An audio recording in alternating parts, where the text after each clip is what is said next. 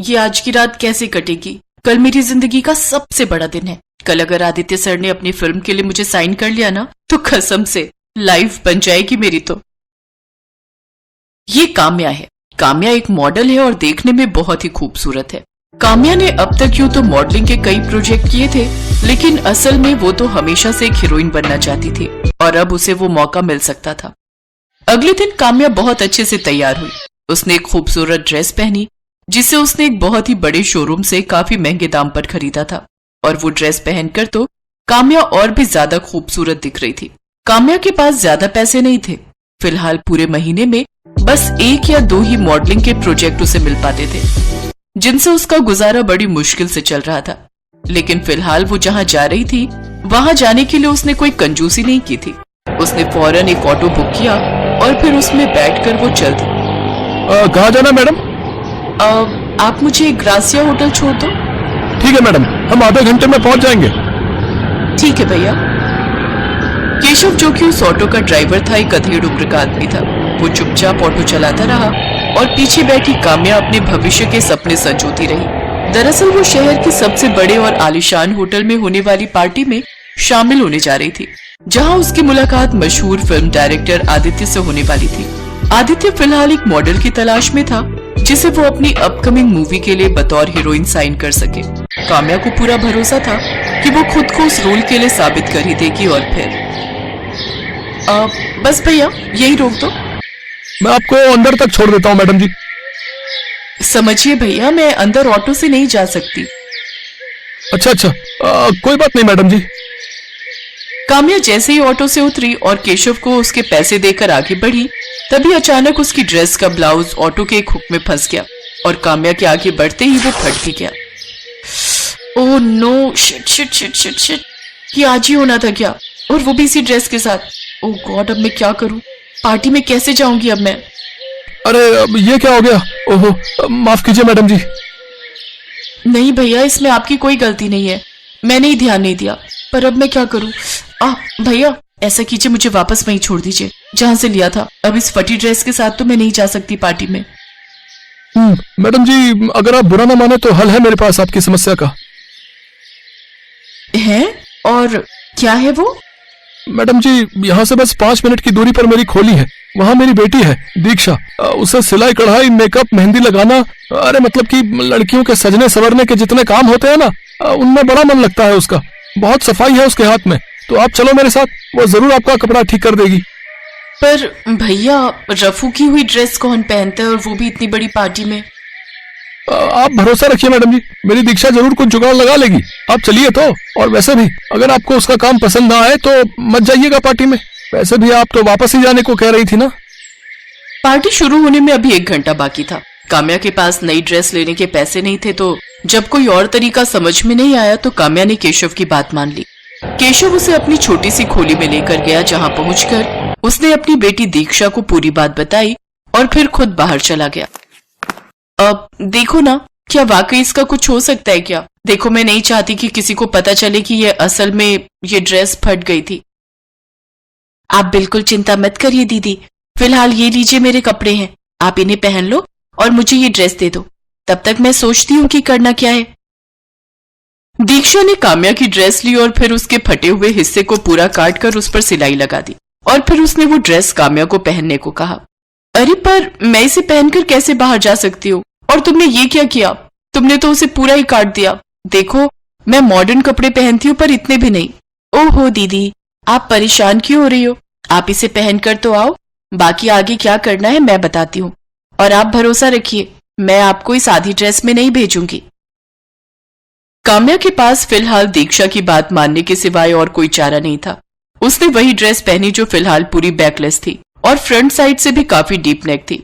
लेकिन फिर ठीक है दीदी, अब आप यहाँ आकर बैठ जाइए और मुझे बस 10 मिनट दीजिए। इतना कहकर दीक्षा ने अपने हाथ में मेहंदी का एक कोन उठा लिया, जिसे देखकर काम्या को कुछ समझ नहीं आ रहा था। लेकिन फिर भी वो दीक्षा की बात मानकर वहीं बैठ गई और फिर दीक्षा ने शुरू की अपनी कलाकारी। उसने कुछ ही मिनटों के अंदर काम्या की पूरी बैक और फ्रंट साइड में भी मेहंदी से खूबसूरत डिजाइन बना दिया, जो वाकई देखने में बहुत खूबसूरत लग रहा था और काम्या भी काफी कंफर्टेबल महसूस कर रही थी। क्या बात है, तुम तो सच में जादूगर हो दीक्षा। कमाल कर दिया तुमने तो। ये तो बहुत अच्छा लग रहा है। अच्छा, तो मैं इस काम के कितने पैसे दे दूं? नहीं नहीं दीदी, मुझे पैसे नहीं चाहिए। मैं आपकी मदद कर पाई, मुझे इस बात की खुशी है। कोई बात नहीं दीदी, अब आप जल्दी करो, मैं पापा को बुलाती हूँ। आपको सही समय पर पार्टी में भी तो पहुंचना है ना। इतना कहकर दीक्षा केशव को बुलाने बाहर चली गई। तभी काम्या ने देखा कि दीक्षा ने अपना खाना आधे में ही छोड़कर उसकी मदद की थी, क्योंकि उसकी थाली वहीं मेज के एक कोने पर रखी थी, जिसमें सूखी रोटी के साथ बस एक प्याज का टुकड़ा था। ये देखकर काम्या को बहुत बुरा लगा।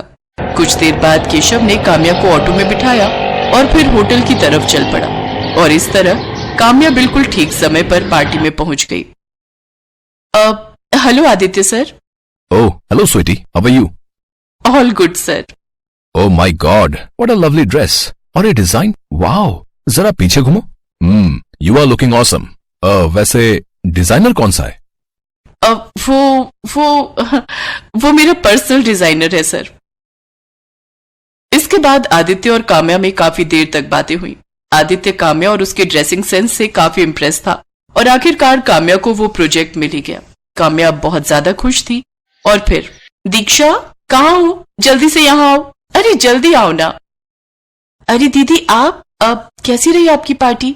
बहुत ही शानदार। वहां हर कोई बस मुझे ही देख रहा था, और तुम्हें पता है मुझे वो मूवी भी मिल गई, वो भी लीड रोल में। अरे वाह दीदी, बहुत बहुत बधाई आपको। शुक्रिया दीक्षा, लेकिन सच तो ये है कि अब ये सब तुम्हारी वजह से ही हो पाया है। तुमने मेरी उस फटी ड्रेस को इतना खूबसूरत और सबसे अलग बना दिया कि पूरी पार्टी की मेन अट्रैक्शन बन गई वो तो। लेकिन अब तुम मेरी बात ध्यान से सुनो। आज से तुम मेरी पर्सनल कॉस्ट्यूम डिजाइनर हो, तो अब से मैं जिस भी फंक्शन या पार्टी में जाऊंगी, तुम ही मेरी ड्रेस तैयार करोगी। और सुनो, मुझे हर जगह मेहंदी वाला ब्लाउज पहनकर जाना है, लेकिन तुम्हें हर बार अलग अलग तरह की और अलग डिजाइन की मेहंदी लगानी होगी। बोलो, कर लोगी ना? हाँ हाँ दीदी, क्यों नहीं। मुझे तो मेहंदी लगाने का कितना शौक है, आपको तो पता ही है। और ये भी जानती हूँ कि कितनी सुंदर मेहंदी लगाती हो तुम। अब बस तुम्हें अपने उसी हुनर को कैश करना है, और मैं तुम्हें प्रमोट करूंगी। प्रमोट मतलब मैं कुछ समझी नहीं दीदी। अरे तुम ज्यादा मत सोचो, बस जैसा मैंने कहा है वैसा करती जाओ। दीक्षा ने ऐसा ही किया।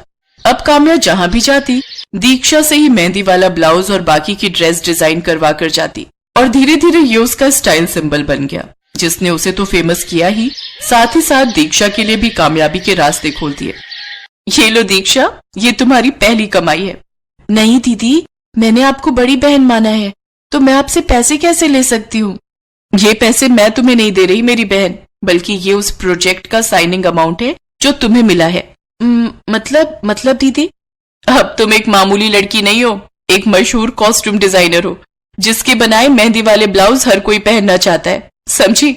मुझे देखकर कई लोगों ने तुम्हें हायर करने की बात कही है, और उन्हीं में से एक ने ये पैसे एडवांस बुकिंग के तौर पर दिए हैं। वो पैसे काफी ज्यादा थे, इतने जितने की दीक्षा ने कभी अपने सपने में भी नहीं सोचे थे। उसकी आंखों में खुशी के आंसू थे, और वो भी अब अपने हुनर से अपनी किस्मत चमकाने के लिए पूरी तरह से तैयार थी। किस्मत का पहिया घूम चुका था। काम्या एक बड़ी और सक्सेसफुल हीरोइन बन गई थी, और दीक्षा एक मशहूर कॉस्ट्यूम डिजाइनर।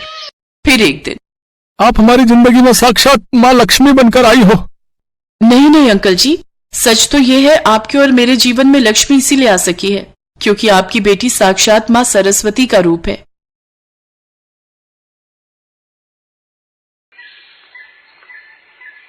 गोपाल बहुत मेहनत से दिन रात चूड़ी बनाता और ठेले पर बेचता। उसके पड़ोस में रहने वाले योगेश की श्रृंगार बिंदी और चूड़ियों की बड़ी दुकान थी, जो बाजार के बीच में पड़ती थी। योगेश गोपाल जैसी बढ़िया और सुंदर चूड़ियां नहीं बना पाता था। एक बार, गोपाल, मैंने तुझे कितनी बार बोला है, पैसा मेरे पास है, दिमाग तेरे पास, तू मुझे अपनी चूड़ियां बेच दिया कर। तू सारा दिन ठेले पर चूड़ी बेचता है और थोड़ी बहुत ही बेच पाता है। योगेश भैया, मुझे इस काम में खुशी मिलती है, भले ही थोड़ा कमा लूं, पर अपनी चूड़ी खुद ही बेचूंगा।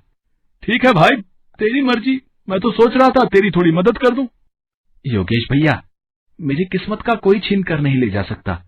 अगर मेरी किस्मत में भगवान ने कुछ अच्छा देना लिखा होगा, तो वो मुझे मिल ही जाएगा। योगेश चालाक दुकानदार था। ये बात गोपाल अच्छी तरह जानता था। घर पहुंचकर गोपाल ने ये बात अपनी पत्नी रजनी और बेटी सलोनी को बताई। बापू, आपने सही किया। ये योगेश चाचा तो बहुत चालाक हैं। आपसे चूड़ियां सस्ते में खरीदकर हजारों रुपए कमा जाएंगे। सलोनी सही कह रही है, हम 2 रोटी खाकर ही सुखी हैं। हमें योगेश के चक्कर में नहीं पड़ना। ये तुम्हारी बनाई चूड़ियों के बीच अपनी कच्ची चूड़ियां भी मिलाकर बेचेगा। तभी सलोनी गोपाल को कुछ दिखाती है। बापू, ये देखो, गांव में चूड़ियों की एक प्रदर्शनी लगने वाली है। जिसकी चूड़ियां सबसे अच्छी होंगी उसे 5,000 रुपए का इनाम मिलेगा। बापू, क्यों ना तुम भी अपनी बनाई चूड़ियां दिखाकर इस प्रदर्शनी में हिस्सा लो। अरे बिटिया, मैं भला क्या जीत पाऊंगा? बहुत लोग लाइन में लगे हैं जो जीतना चाहेंगे। अगर सलोनी कह रही है तो तुम हिस्सा ले लो, इसमें क्या बिगड़ जाएगा। सलोनी और रजनी के कहने पर गोपाल प्रदर्शनी में हिस्सा लेता है। योगेश भी अपनी बनाई चूड़ियों को प्रदर्शनी में लगाता है। आसपास के गांव के बहुत लोग प्रदर्शनी देखने आते हैं। बताओ, हैं? कितनी अलग अलग तरह की चूड़ियां देखने को मिल रही हैं? हाँ, और सब तरह तरह के रंग की और डिजाइन वाली है, देखो।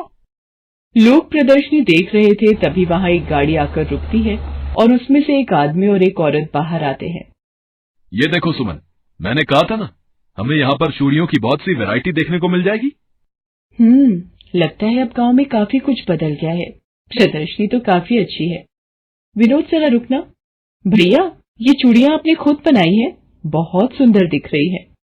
जी, मैं बहुत सालों से चूड़ी बना रहा हूँ। सीमा, वाकई ये चूड़ियां टिकाऊ भी दिखती हैं। हम इन्हीं चूड़ियों का ऑर्डर दे देते हैं। एक काम कीजिए भैया, इन चूड़ियों के 10,000 सेट आप मुझे 15 दिन में तैयार कर दीजिए, और ये आपके 20,000 रुपए एडवांस। ये सब अचानक इतनी जल्दी हुआ कि गोपाल थोड़ी देर के लिए सोच में पड़ गया।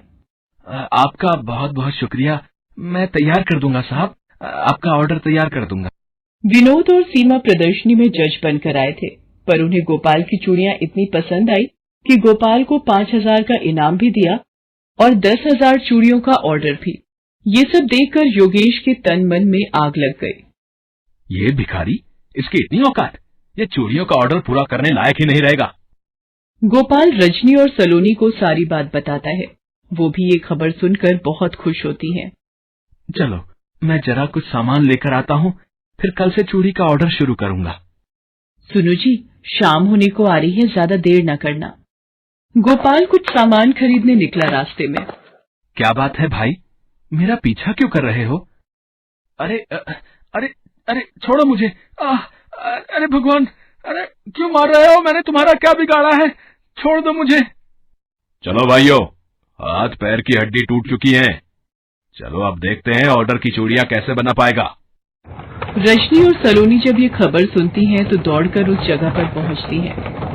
बापू, आंखें खोलो। सुनो जी, कितना बुरा हाल कर दिया। आखिर आपने किसी का क्या बिगाड़ा था? गोपाल के हाथ पैरों में बहुत चोट थी। किसी तरह रजनी और सलोनी हॉस्पिटल से मरहम पट्टी करवा कर घर लाती हैं।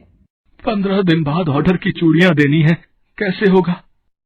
बापू, आप चिंता मत करो, मैं बनाऊंगी चूड़ियां और 15 दिन में ऑर्डर पूरा करूंगी।